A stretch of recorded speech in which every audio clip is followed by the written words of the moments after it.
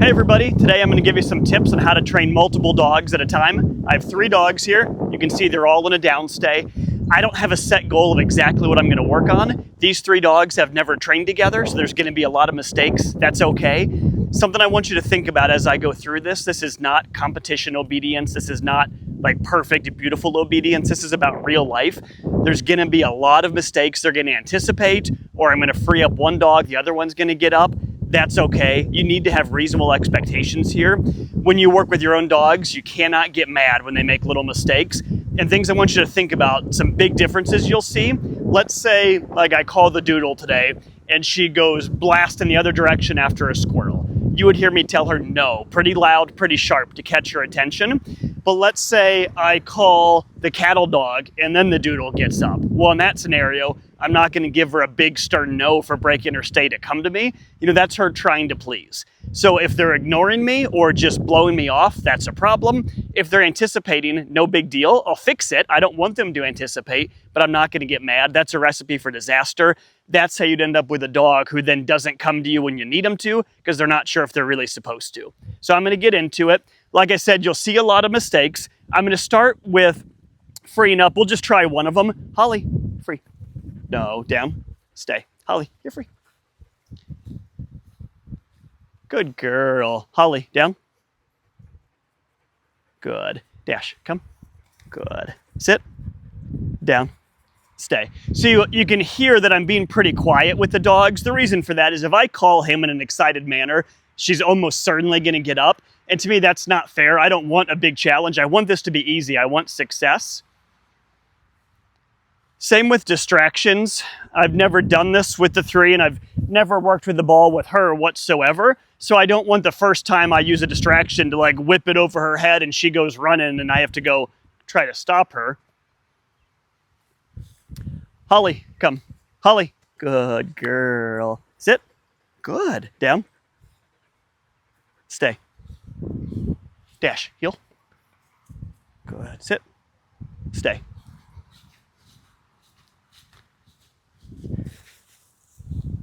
Dash, down. Sunny, free. Sunny, free. Good job. No, Holly, down. Hey, Sunny, want your ball? Get it. So you could see there, she jumped up when I told Sunny that she was free. And then when I told her no, you could probably see Sunny's body language. She was like, uh-oh, are you talking to me? You have to work on this through time. They start to realize when you're engaging with them, when you're engaging with another dog. Guys, free. So here, he knows that word. I use guys with him in other scenarios. She doesn't. I don't think she's ever heard that. So you could use any word you want. Of course, it could be dogs, crew, pack, whatever. I use guys. But I want her to learn when I say, guys, free. Everyone can get up. And then through time, I'd like to be able to say, dash, and tell him free in an excited way while she holds her stay. But you have to build to that. Holly, come. Good girl. Come on, Holly. Good girl. Sit. Good. Down. Stay. Dash, down. Stay. Hey, Sunny, do you have the ball? Yes, you good girl. Guys, free. Free. Holly, you're free. Holly, free. So there, I told her free 3 times. I said, guys, free. She didn't understand that. She held the stay. And then even the first time I said her name, if I remember correctly, she didn't jump up immediately. I really want a dog to get up when we're in this stage of training. When I say free, I want them to get up. I don't want them to hang out there because when she laid there, I'd say the odds of her wanting to continue to lay there are about 0. So if she didn't get up from the stay, to me, that means she wasn't sure she was allowed to. Normally in the house, if she was tired, that'd be fine, of course, to tell her stay and let her stay there. Now you can work on calling the dogs when they're free. If I call one, Sunny, come. Yes, good girl. Sit. Not a big deal. If the other dog comes, I'm not going to reward her for that. Now, a lot of trainers do. To me, it doesn't make a lot of sense to reward her for coming when she hasn't been called. I'm not going to discipline her for it, but she's not at the teaching phase where she's trying to figure out what it means. Obviously, all of this stuff is great. You can mix training and play, and in my opinion, you should. Training should not be this like horrible, terrible, boring thing. So for them to wrestle and do all of this stuff, this is great. If you want to practice, you can always issue commands during this. So she's in a classic play bout here. She wants to wrestle. I can now work on, Holly, come. Holly, come. There's a girl. Come on, sit. So you can see here, Holly, sit. It was messy. She came to me. Good girl. Free. But she spun around to look at the other dog. No huge penalty there. I'm going to call her again. Holly, come.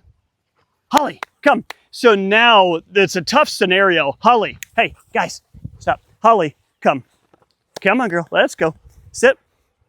So here we got another kind of messy one. I want to turn her to face me and then free.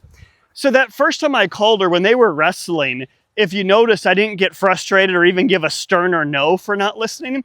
The reason for that was they were still bumping into each other. Sunny was actively distracting her, and the punishment has to fit the crime. So if Holly looked at me and she blew me off to run the other direction, that's a huge problem. But the fact that they're just like right there continuing to wrestle with each other, and she's not, to me, it didn't look like she was blowing me off in the slightest. It looked like she was just too distracted by Sunny. So you have to kind of, I don't want to say pick your battles, but you have to understand what the dog is going through, what they're thinking, and make sure your correction makes sense. Hey guys, what you doing? Huh? Get it. Dash out. Good. Down. Stay. Dash. Free. Holly. Down. Hey. Down. Stay. You might also notice I'm using big, guys, free, free, Holly, hey, free, dash, free. Big exaggerated points here. You know, she's new to training and certainly new to this process. You know, being with multiple dogs, being off leash, you know, having the ball around. So there, when I free her up, I'm using lots of excitement. I'm giving these huge kind of points for down to make it easy on her.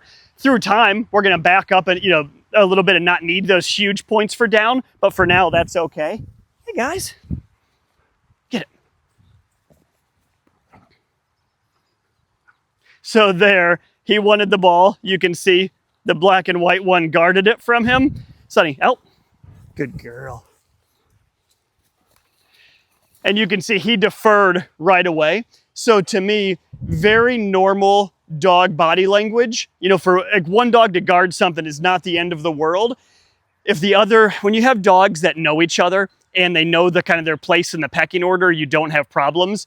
So you could see when she gave a little grumble and told him to stay away, his first thought was, yes, ma'am, and he backed up and stayed away. When you tend to run into problems is when you have dogs that are butting heads and they feel like they're at the same level. That's when you'll start to see issues there. Dash, get it. Good boy. Did you get your ball? Yeah.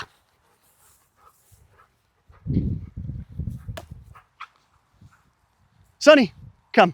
Good girl. Sit. Oh, good girl. Good. Free. Dash. Come. Good boy. Dash. Heel. Down. Stay.